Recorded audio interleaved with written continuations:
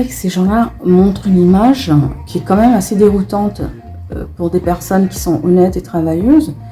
Vous voyez très bien que leur niveau de vie est complètement décalé. Alors, j'aimerais discuter avec vous d'un sujet qui est actuellement à la mode sur Internet. Et cette mode, elle est lancée par des influenceurs qui sortent de nulle part et qui vous vendent du rêve. Donc là, je vais tout vous expliquer. Donc le thème, c'est: doit-on construire des immeubles en Afrique ou dans une région proche? Alors souvent, lorsque moi je regarde ces vidéos, ce sont des vidéos qui sont faites par des jeunes entrepreneurs. Ce sont de nouveaux riches africains qui pullulent sur le web. Et je suis assez choquée en fait quand je les vois faire, lorsque je vois leurs vidéos, lorsque je vois ce que ces personnes racontent. Aussi, je suis choquée par leur niveau de vie et aussi les balivernes en fait qui balancent sur le net. Mais ces personnes-là ne vous disent pas tout en fait. Elles ne vous racontent pas vraiment la genèse de leur vie. En fait, ils vous vendent du rêve et ils vous vendent aussi des investissements sans réellement avoir... Donc comme je vous l'ai dit, je suis assez choquée par les propos de ces personnes et ce qu'elles essaient de vous vendre. Et donc qu'elles vous encouragent à aller construire des immeubles là-bas au pays, en Afrique. Alors, on vous présente toujours le même tableau en fait. Souvent, ce sont des influenceurs qui sortent de nulle part.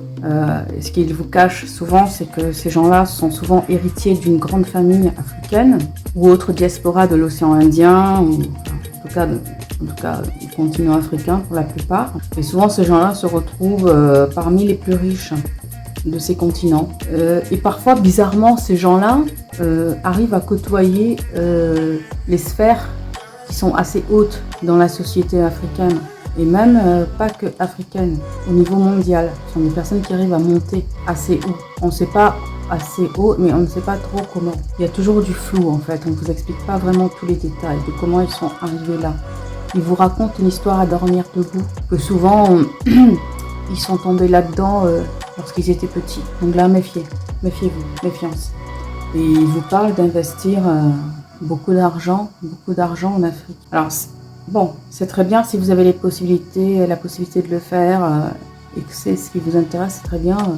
Je ne vais pas vous dire de ne pas le faire, faites-le. Si vraiment c'est ce que vous pensez, de bien pour vous. Mais souvent, ces gens-là viennent vous dire, souvent c'est leurs phrases, les phrases d'accroche, les phrases d'attaque. Souvent, ces gens-là vous disent que votre vie, elle est misérable. Très souvent, ces gens-là attaquent les fondations de votre vie. C'est-à-dire que lorsque vous les écoutez, souvent vous êtes salarié, vous êtes étudiant, vous n'êtes pas issu de grandes familles. En tout cas, vous avez des socles. Vous avez une famille, peu importe qu'elle soit riche ou pauvre, peu importe, vous avez une famille. Vous avez votre bagage intellectuel, votre bagage culturel, vos acquis, voilà. Vous vous êtes fait un bagage avec votre expérience, avec les différentes personnes que vous avez pu rencontrer issues d'horizons différents. Vous avez pu discuter, vous élever, apprendre de nouvelles choses en lisant des livres, en écoutant les uns, en allant dans diverses réunions, ou soirées, ou je ne sais quoi. Mais vous vous êtes en tout cas élevé. Eh bien, ces gens-là arrivent et vous disent qu'en fait, tout ce que vous avez construit jusqu'ici ne vaut absolument rien. Et souvent, c'est ça, les phrases d'attaque. Alors, et souvent aussi, ces personnes vous disent que il est impossible de gagner votre vie, d'être heureux en fait, en gagnant votre vie avec l'unique source de revenus que vous avez, c'est-à-dire votre salaire. C'est-à-dire que votre salaire ne peut pas vous rendre heureux. Souvent, ces gens-là vous racontent ça. Et qu'une seule source de revenus, ce n'est pas possible. Pour eux, un revenu qui est stable et régulier, ce n'est pas possible. Pour eux, en fait, la stabilité, ils vous manipulent cela comme si la stabilité, ça viendrait de quelque chose qui est différent d'un emploi régulier, c'est-à-dire d'être salarié, d'avoir un contrat, d'avoir une certaine sécurité, que ce soit une sécurité de l'emploi, on va dire entre guillemets, parce que personne n'est à l'abri en tant que salarié. En tout cas, c'est une certaine stabilité. En ayant un emploi régulier, vous avez une fiche de paie, vous pouvez acquérir un logement, demander un crédit, devenir propriétaire. acheter votre résidence principale, mettre votre enfant dans une école publique ou une école privée, payer des cours particuliers, peu importe. En tout cas, vous pouvez assurer votre avenir et l'avenir de vos enfants. Dans ces gens-là, vous remarquerez que ces personnes qui vous disent qu'elles ont la solution à tout, comme par exemple vous dire que votre salaire ne suffit pas, mais que pour pouvoir accroître vos revenus, le mieux serait que vous investissiez dans des immeubles au pays pour générer plus d'argent, afin de récolter des dividendes. Mais souvent, ces personnes-là, elles sont influenceuses en fait. Ce sont des personnes qui vivent d'Internet, qui vivent des réseaux sociaux, des vues en fait, et des affiliations et des divers contrats qu'ils ont ci et là avec divers groupes qui sont comme elles et qui vous encouragent à investir dans des domaines assez bizarres. Ces personnes, bizarrement aussi, enchaînent vidéo sur vidéo, chaque jour. Elles sont tout le temps en train de voyager, tout le temps en train de faire des vidéos, tout le temps à la recherche de vues, tout le temps en train de vous vendre des formations, tout le temps en train de vous vendre, en fait, monts et merveilles. Il y a plein d'investissements, elle gagne plein de millions. Bon, bah c'est très bien, c'est tant mieux pour elle. Mais est-ce que tout le monde est fait? Est-ce que vous êtes fait pour gagner des millions et investir dans 6-7 entreprises? Je ne sais pas. Je ne sais pas si vous êtes prêt si vous êtes fait pour cela. Enfin, ces personnes vivent en tout cas des vues, pour la plupart, d'Internet, de leurs vidéos. Ce sont des influenceurs, clairement, qui ont réussi à s'affilier avec d'autres groupes et dans le but de générer un maximum d'argent grâce à vous et en vendant des formations et des formations bidons. Et la plupart du contenu de ces formations, vous pouvez les trouver facilement en faisant des recherches, par exemple là sur Internet. Vous pouvez avoir un maximum d'informations. Ah, c'est sûr, ça demande un petit peu plus de travail, hein. Mais bon. Alors, ces influenceurs vous montrent une image qui va à l'encontre des besoins réels, en fait, de l'humain, et pour trouver le bonheur. Donc, comme je vous disais, la plupart de ces influenceurs, dont vous ne connaissez pas vraiment l'origine de leurs gains, de leurs ressources, ces influenceurs vous montrent une image qui est totalement faussée de la réalité. Ces personnes vous font croire qu'en fait, le bonheur, vous pourrez l'acquérir à condition d'investir tant d'argent dans telle entreprise, et que parfois même, miracle, vous n'avez même pas besoin d'investir de l'argent. Il vous suffit juste de suivre qui ont des spas, voilà, et qui au lieu d'embaucher par exemple pour travailler dans les spas, et pas que eux, hein, mais bon, particulièrement, un exemple. Donc ces personnes vont prendre des personnes en prestation libre, en fait. Ce sont des personnes qui vont venir, qui vont travailler comme des employés, mais qui en fait sont à leur compte. Sont à leur compte pour fournir un service, à cet hôtel, par exemple, dans leur spa, mais qui ne sont pas contractuels. Vous voyez le truc? Voilà, donc, à écouter ces gens-là, vous risquez de tomber dans le même piège. Et souvent, vous remarquerez que ces gens-là montrent une image qui est quand même assez déroutante pour des personnes qui sont honnêtes et travailleuses. Vous voyez très bien que leur niveau de vie est complètement décalé avec votre niveau de vie et votre niveau de bonheur à atteindre. C'est-à-dire que vous, votre niveau de bonheur à atteindre jusqu'ici, c'est d'avoir un toit, d'avoir un emploi, d'avoir de quoi vous soigner, une certaine sécurité en matière de santé, d'avoir un peu d'argent de côté, de pouvoir vous payer des vacances, de pouvoir mettre vos enfants dans une école, dans une bonne école, une excellente école, de pouvoir habiller vos enfants, de pouvoir épargner pour vos enfants. Donc voilà, ça c'est le niveau de vie que la plupart des personnes possèdent en France. Et là, je parle de personnes qui ont des salaires, des revenus assez conséquents. Et bizarrement, ces personnes arrivent à être heureuses. Et avoir des enfants, des petits-enfants, avoir des villas avec piscine, jardin, parfois boule de pétanque, même dans le jardin, boule de pétanque dans le jardin, être heureux. Mais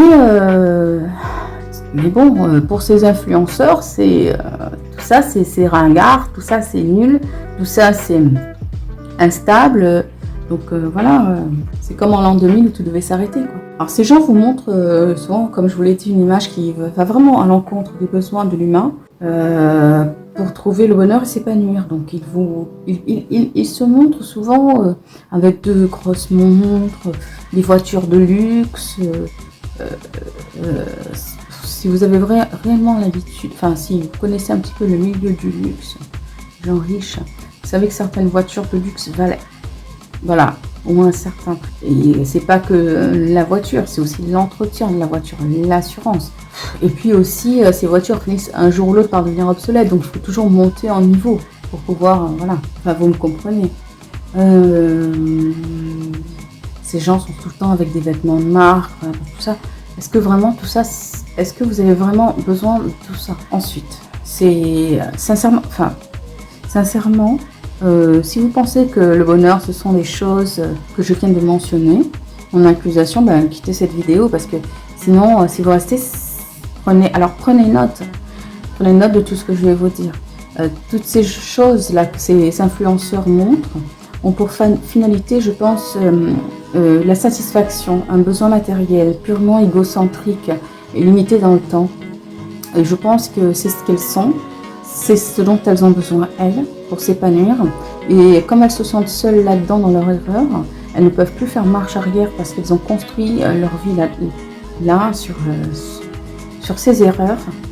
Et elles veulent recruter un maximum de monde pour être au même niveau qu'elles, en fait, pour chuter, pour les précipiter au même niveau qu'elles. De toute façon, tous ces besoins sont limités dans le temps parce que ce ne sont pas vraiment des besoins de bonheur, en fait. Ce ne sont pas des besoins pour acquérir, pour avoir du bonheur. Ce sont des satisfactions qui sont immédiates, qui sont limitées dans le temps. Car vous devrez, comme je vous l'ai dit tout à l'heure, vous allez devoir systématiquement surenchérir pour monter d'un niveau à chaque fois et dépenser de plus en plus pour avoir, pour ne pas paraître obsolète face au regard des autres. Et donc vous allez tomber dans une sorte de recherche d'approbation et de validité pour accroître l'estime que vous avez en vous.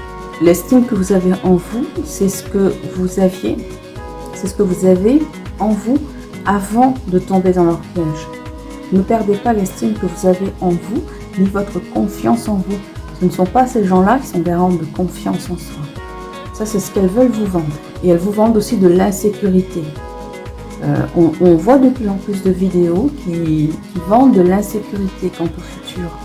Je ne sais pas, par exemple, si on prenait un sujet par rapport à l'insécurité, si par exemple, dans le passé, par rapport aux guerres, il y avait dans certains territoires, on savait qu'il y avait des guerres, tout le monde le savait, certains étaient tristes, d'autres s'en foutaient, voilà, il y avait des guerres, on le savait. Aujourd'hui, avec les réseaux sociaux, les guerres sont devenues un business pour certains influenceurs.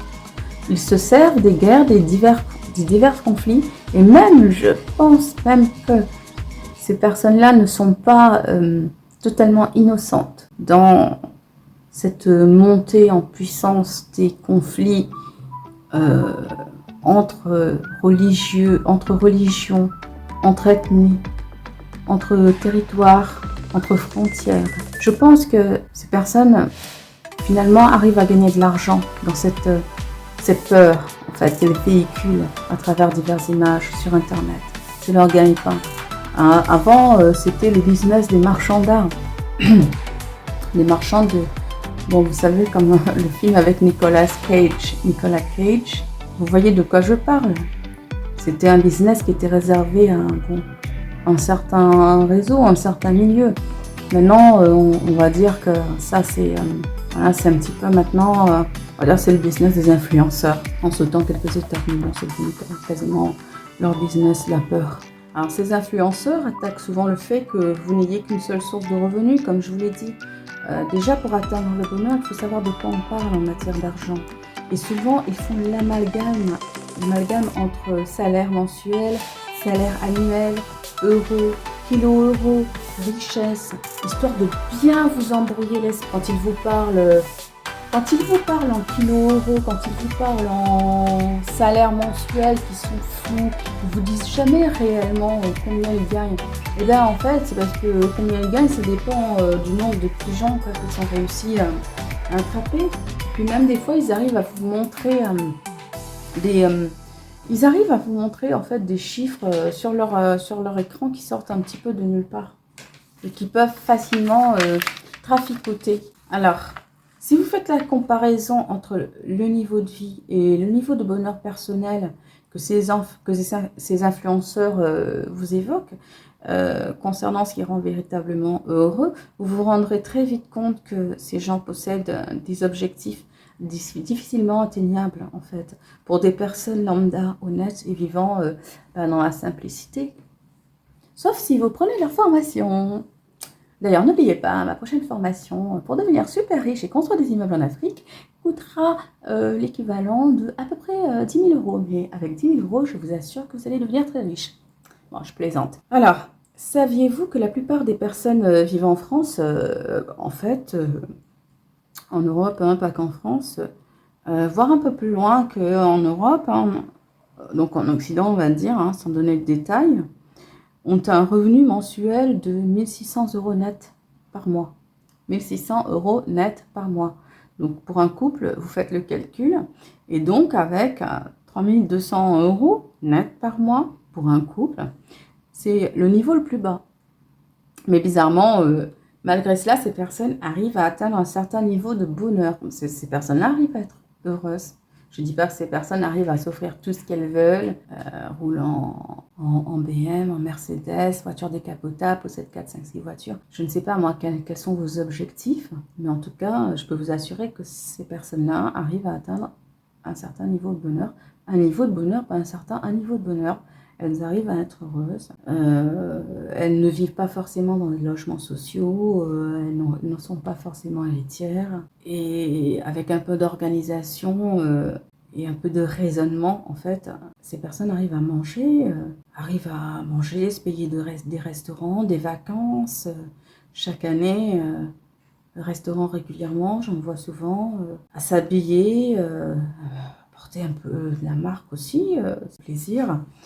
À mettre de l'argent de côté pour épargner pour le futur. Et là, encore une fois, je ne vous parle pas de personnes qui arrivent à atteindre le niveau de bonheur avec un revenu de 3 200 euros net par mois en ayant touché des héritages. Et je ne parle pas non plus des personnes qui sont aidées par papa, maman ou grand-mère. Après, il existe aussi des couples avec des revenus mensuels nets de plus de 6 000 euros net par mois et qui arrivent à être propriétaires comme ceux précédemment évoqués.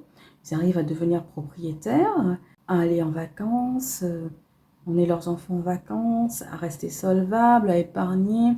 Ils ont des hauts et des bas comme tout le monde, hein. Ils peuvent être à découvert comme tout le monde, mais il y a toujours des solutions et ces personnes, ça ne les empêche pas d'être heureuses. Il existe d'autres exemples, mais malgré tout, le fait d'avoir un seul revenu ou deux ne leur empêche pas de s'épanouir et de s'élever, d'élever leurs enfants.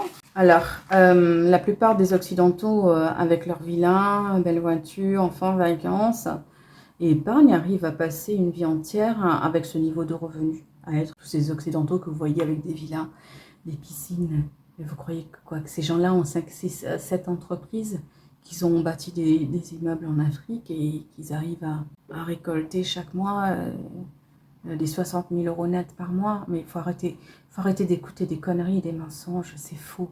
C'est faux, ces gens-là sont comme vous et moi, et ils ont un revenu, peut-être un deuxième, peut-être un troisième, j'en sais rien, peut-être de l'argent de côté, mais voilà, on n'a pas besoin d'atteindre des dizaines de milliers d'euros par mois pour être heureux, pour s'épanouir, ce n'est pas vrai.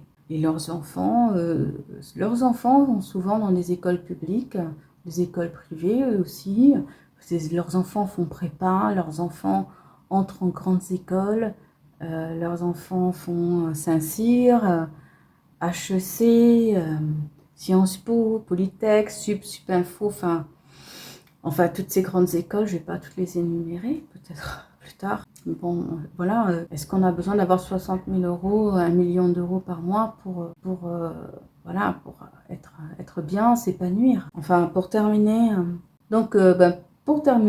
par rapport au fait de si vous devez construire ou pas des immeubles en Afrique, Là, je ne vais pas rentrer dans les détails, donc je ne vais pas vous dire de le faire ou de ne pas le faire. Simplement, je vais vous dire que il y a des normes de construction en Afrique que vous ne pourrez pas atteindre ici. Pardon. Il y a des normes de construction en vigueur ici en Europe qui ont été étudiées longuement par plusieurs experts et ingénieurs. Et ces normes de construction ne sont pas toujours respectées, voire pas du tout respectées en Afrique. Et vous le savez. Donc peut-être que votre immeuble, peut-être l'immeuble que vous allez construire va avoir une certaine durabilité, mais sachez qu'il y a toujours un risque. Et je vous parle de risque simplement parce que derrière, il n'y a pas d'assurance. En cas de problème, en cas d'incendie, en cas d'effondrement, ici, il y a des assurances qui sont obligatoires pour les constructeurs, notamment les garanties décennales, mais pas que. Et donc, en cas de problèmes de construction qui sont liés à la construction des bâtiments, vous avez une certaine assurance pour pouvoir soit être remboursé, soit pour pouvoir reconstruire derrière sans tout perdre, sans perdre vos avoirs. Voilà.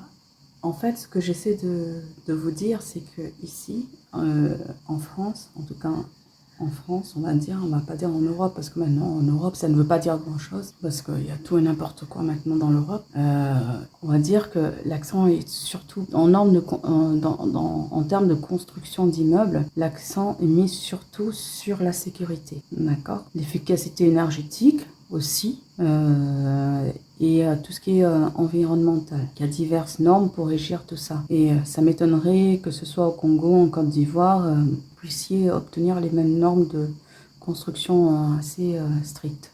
C'est plutôt le contraire. Donc c'est très bien si vous pouvez construire des immeubles là-bas et vous avez envie de le faire, c'est très bien, mais je ne suis pas certaine que les normes soient aussi rigoureuses qu'ici en Europe. Donc, étant donné que les assurances derrière, en matière de construction d'immeubles, ne suivent pas, sachez qu'en cas de problème, il en va de votre responsabilité.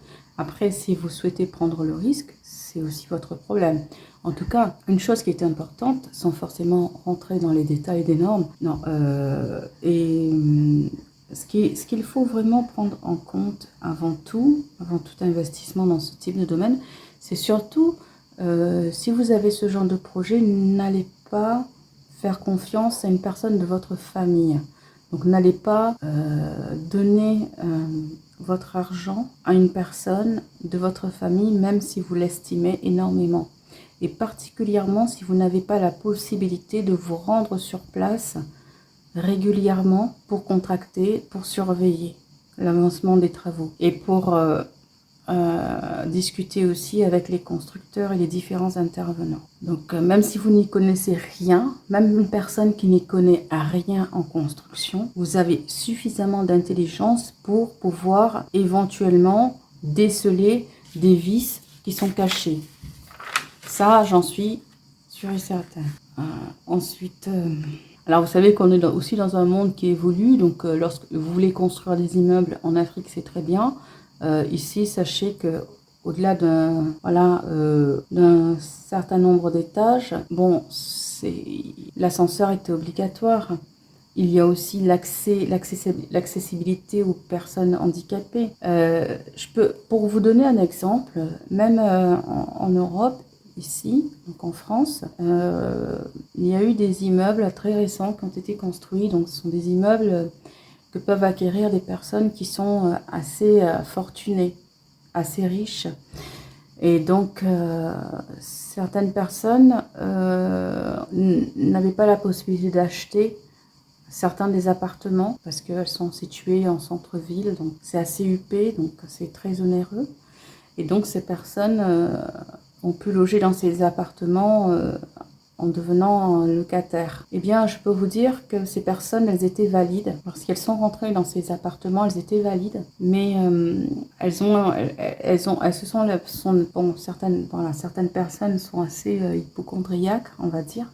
Et donc, certaines personnes se sont laissées un peu séduire par les médecins et donc ont succombé des opérations qu'on leur a proposées pour soi-disant être mieux, plus à l'aise. Enfin, moi, je vous assure, ça existe, ce genre de choses ici en Europe. Et ces personnes, suite à ces opérations, se sont retrouvées handicapées. handicapées des gens. Donc, ces personnes ne peuvent plus se mouvoir comme elles le souhaitent, donc sont en fauteuil roulant. Et je peux vous assurer que ces personnes font vivre un véritable enfer aux propriétaires et aux syndics parce que les portes de ces immeubles ne sont pas accessibles aux personnes handicapées, parce qu'il y a une barre de fer qui gêne l'entrée, qui gêne l'accessibilité du fauteuil dans le hall d'entrée, parce qu'il leur faut faire des efforts, certaines manœuvres, et donc ça les gêne. Donc ça, ces gens-là sont dans leur droit d'exiger, c'est tout à fait, c'est normal qu'elles exigent, parce qu'il y a des lois qui régissent tout ça, les codes de construction de l'habitation. Donc c'est normal qu'elles demandent à ce qu'il y ait des travaux d'accessibilité qui soient engagés. Donc vous pourriez vous retrouver aussi, parce que l'Afrique avance très vite. Ça, il faut y penser. Ça paraît peut-être un détail aujourd'hui, mais ça aussi, il faut y penser. Est-ce que vous serez en mesure aussi de pouvoir faire tous ces travaux une fois que votre immeuble sera construit? Il y a aussi les normes de sécurité concernant les éventuels incendies. Il y a aussi l'obligation de disposer d'alarmes incendie, d'alarmes de détection diverses, de gaz. Il y a aussi toute une liste de normes de conception ici qui sont respectées en cas d'effondrement. Est-ce que ces normes sont aussi respectées en Afrique? Il y a les normes aussi sismiques, les normes de sécurité, comme je vous l'ai dit, pour la construction et l'installation des ascenseurs, les monte-charges. Il y a aussi des normes concernant les dégâts des eaux. Il y a des études géothermiques qui doivent être effectuées. Il y a aussi les normes concernant la sécurité des structures et matériaux. Et tout ça, ces influenceurs, ils ne vous le disent pas. Ils vous disent « Investissez, construisez des immeubles, construisez. Vous allez générer 100 000 euros par mois, 50 000, 40 000. » D'accord, mais ils ne vous disent pas en fait le fond. En fait, ils vous envoient à l'abattoir sans vous expliquer. Même si ces gens vous expliquent, faites très attention. Si vraiment vous avez la possibilité d'investir dans des immeubles, il vaut mieux commencer. Ici, ça se fait, très bien. Même pas loin de chez moi, il y a des immeubles de 2 étages. Vous pouvez construire. Après, ils vont vous dire « Ah oui, mais il ne faut pas construire ici parce que ici, vous avez plein de taxes, vous allez devoir trop payer, trop ci, trop ça. » Oui, d'accord, mais ici, vous avez au moins des garanties, des assurances. Certes, ça coûte cher. Certes, vous allez devoir payer des impôts. C'est vrai, mais bon, vous êtes bien content d'être dans un pays qui est bien, qui est propre. Enfin, propre, on va dire, quand les gens font leur boulot et que tout le monde est correct. Ça pourrait l'être, ça pourrait être mieux, on va dire. Mais bon, on va pas dire qu'on est malheureux non plus, sinon vous seriez pas là. Donc soyez honnête. Mais si vous avez vraiment la possibilité, investissez dans un immeuble ici. Et puis bon, si ça fonctionne bien, vous regardez le marché évoluer, faites attention. Et après, éventuellement, vous pouvez construire. Après, vous pouvez construire au pays.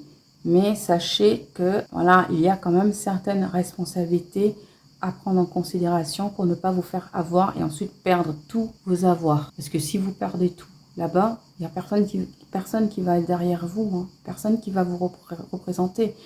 Les démarches administratives et juridiques risquent d'être assez coûteuses pour vous. Voilà, c'est ce dont je vous parlais tout à l'heure, les assurances dommages ouvrages sont obligatoires pour les constructeurs. Donc voilà, ça parle des remboursements des travaux. Ils remboursent des travaux, ils financent les réparations, une garantie biennale, couvre les équipements dissociables de l'ouvrage pendant 2 ans après réception des travaux, une garantie de parfait achèvement.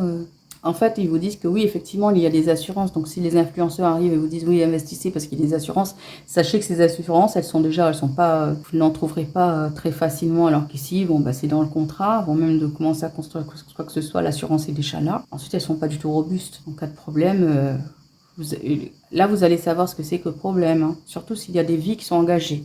Donc, faites très attention. Et en plus, ces assurances dans les constructions en Afrique, elles ne sont pas systématiques, comme ici. Donc, en cas d'effondrement, effectivement, voilà, le remboursement intégral ou l'achat d'un nouveau terrain ou d'un nouveau bien, enfin, voilà, il n'y a rien qui est formellement garanti. Vous allez me dire, ici non plus, oui, d'accord. Sauf qu'ici, vous avez toujours la possibilité de faire des recours. Et voilà, en présentant bien votre dossier, bon, je pense pas que ce soit très difficile. Enfin, si vous êtes dans votre droit, qu'il y a eu vice de construction et que ce n'est pas vous qui est l'auteur en fait des dégâts.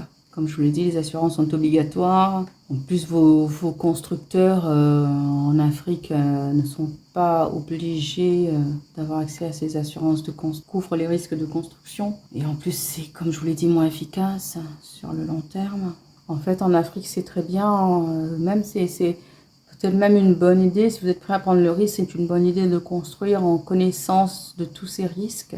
Parce qu'eux aussi ont besoin d'apprendre et d'évoluer. Mais bon, si c'est au péril de vie, je sais pas, vous ne pourrez pas toujours vous cacher derrière telle spiritualité pour vous en sortir, ou sur la chance, quoi.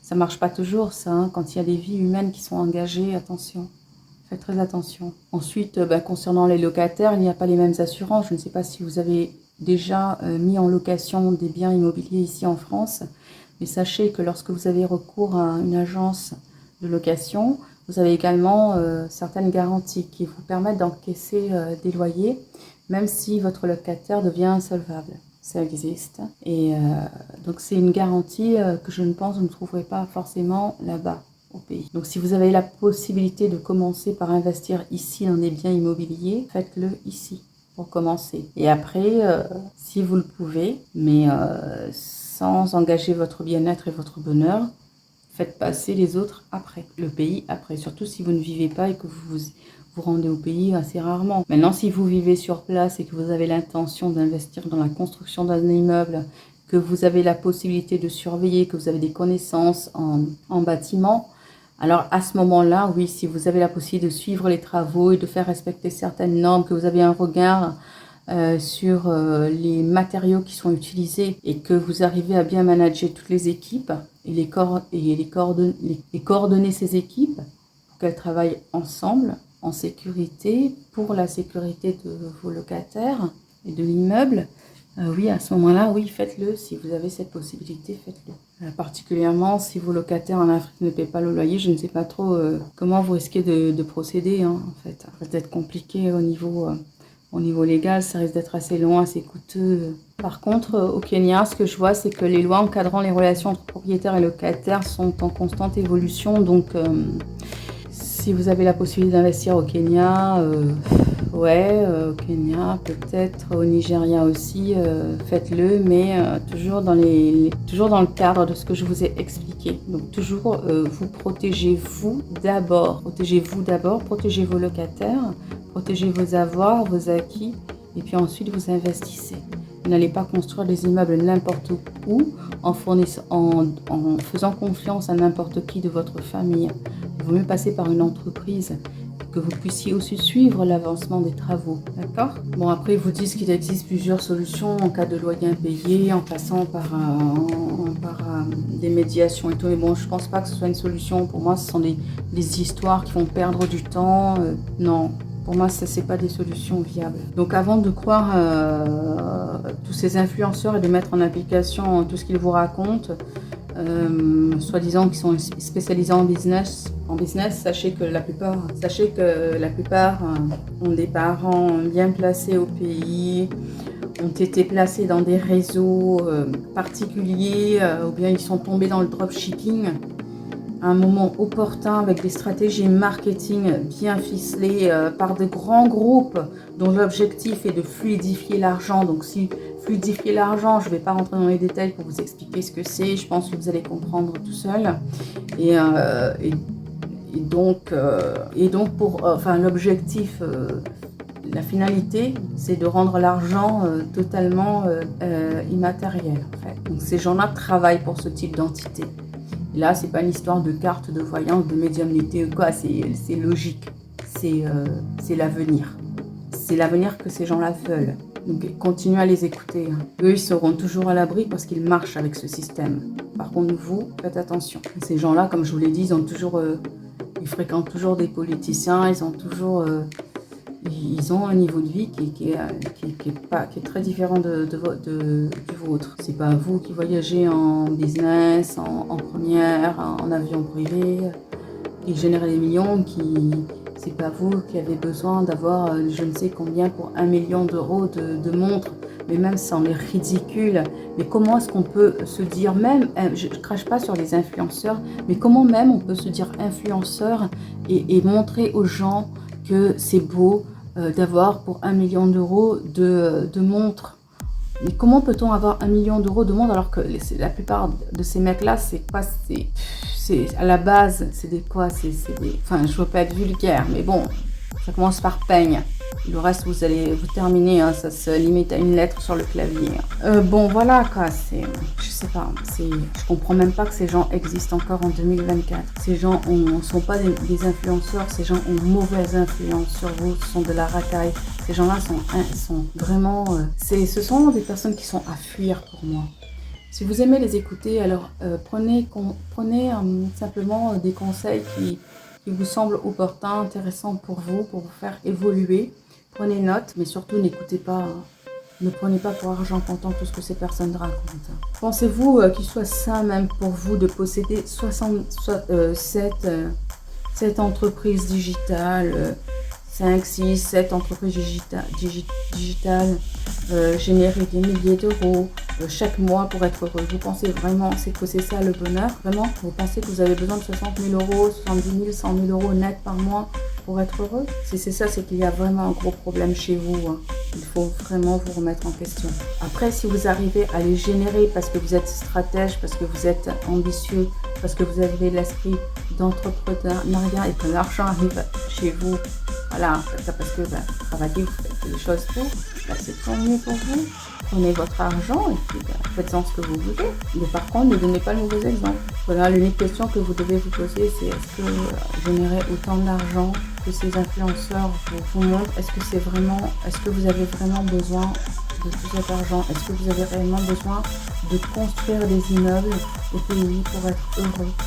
Est-ce que vraiment c'est ça qui va vous rendre heureux? Est-ce que vous n'avez pas d'autres stratégies en tête? J'en suis sûre. Je suis sûre que oui. Alors foncez et à bientôt.